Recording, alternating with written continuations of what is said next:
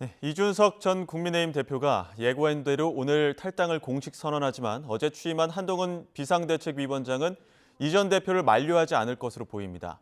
비대위 구성 작업에 주력하고 있는 한 위원장은 비정치인 위주로 인선하겠다는 뜻을 밝혔습니다. 국회 취재기자 연결합니다. 박기환 기자. 네, 국회입니다. 네, 이 전 대표의 탈당 동력이 떨어진 것 아니냐는 관측도 있었는데 예정된 정치 행보를 이어가는 거죠? 네, 그렇습니다. 국민의힘 이준석 전 대표는 오늘 예고했던 대로 탈당을 공식 선언합니다. 12년 전 박근혜 비상대책위원으로 정치에 입문한 날 여러 차례 지역구 선거에서 고배를 마셨던 서울 노원구의 한 식당에서 기자회견을 여는 겁니다. 한동훈 비대위 체제가 주목받으면서 이 전 대표의 탈당과 신당 창당의 동력이 떨어졌다는 분석도 나왔는데요. 하지만 이 전 대표는 자신이 요구했던 윤석열 정부의 국정운영 기조 전환이 없다고 보고 당을 떠나 새로운 길을 모색하기로 한 것으로 보입니다. 어제 취임한 한동훈 비대위원장은 오늘 국회로 출근했는데요. 이준석 전 대표를 만류할지에 대해선 만날 계획이 없다던 어제 발언에 모든 답이 있다며 사실상 설득 의사가 없음을 거듭 확인했습니다. 또 비대위원 인선과 관련해선 진정성 있는 설득과 노력의 시간이 필요하다며 비정치인 위주로 시민에 대한 선의를 가진 분을 모시겠다고 밝혔습니다. 한 위원장은 늦어도 오는 29일 전국이 의결을 목표로 비대위원 인선 작업에 속도를 낼 것으로 보입니다. 네, 민주당 소식도 알아보겠습니다. 신당 창당 준비하는 이낙연 전 대표, 김부겸 전 총리를 만나서 설득한 사실이 알려졌죠.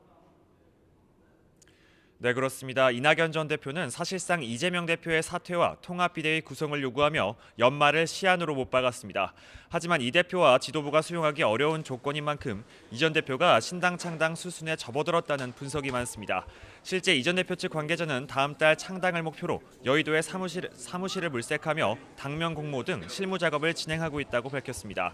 이 전 대표는 이번 달 초 삼총리 연대설의 한 축인 김부겸 전 총리를 만나 자신이 대권과 당권을 포기할 테니 합류해달라고 설득까지 한 것으로 확인됐습니다.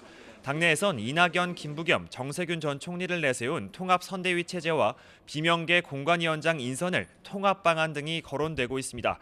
비명계는 그러나 공천권 없이 선거의 결과 책임만 회피하는 꼼수, 장식품에 불과하다며 평가절하하는 분위기입니다. 여기에 여당발 쇄신 압박까지 가해지고 있는 상황에서 이재명 대표는 내일 정세균 전 총리와 만납니다. 다시 한번 통합을 강조하며 협조를 요청할 것으로 보이는데 내일 회동 결과가 민주당 통합과 분열에 분수령이 될 것이란 전망이 많습니다. 네, 그리고 오늘 국회에서 김홍일 방송통신위원장 후보자에 대한 인사청문회도 진행되고 있는데 어떤 내용 나왔습니까? 네, 김홍일 방송통신위원장 후보자에 대한 인사청문회는 오전 10시부터 시작됐습니다. 쟁점은 김 후보자의 방송정책 관련 전문성과 과거 도덕성 논란입니다. 민주당은 김 후보자에게 망 사용료에 대한 의견과 국내와 글로벌 콘텐츠 제공자 사이 불평등 해결 방안을 질의하며 방송통신 전문성 부족을 잇따라 지적했는데요. 여당은 정당인 법조인이 방통위원장을 역임한 전례가 있다며 방통위원장의 업무는 방송통신에 대한 법과 원칙으로 판단하는 영역에 있다고 엄호했습니다. 오늘 청문회에선 또 김 후보자가 지난 2007년 검사 시절 BBK 주가 조작 의혹 사건을 수사하며 이명박 전 대통령을 무혐의 처리한 것을 두고 여야 간 공방이 벌어지고 있습니다. 민주당은 2018년 재수사 당시 이명박 전 대통령의 다스 소유 사실이 드러났다며 김 후보자가 봐주기 수사를 했다고 따져 물었지만 국민의힘은 두 사건은 초점 자체가 다른 사안이라고 선을 그었습니다. 이 밖에 김 후보자가 검사 퇴직 뒤 대기업 사회이사를 지내며 오너가의 변호사로 선임돼 이해충돌 소지가 있다는 의혹과 유관기관인 방송통신심의위원회 민원 사주 의혹 등을 놓고도 신경전이 펼쳐지고 있습니다. 지금까지 국회에서 YTN 박견입니다.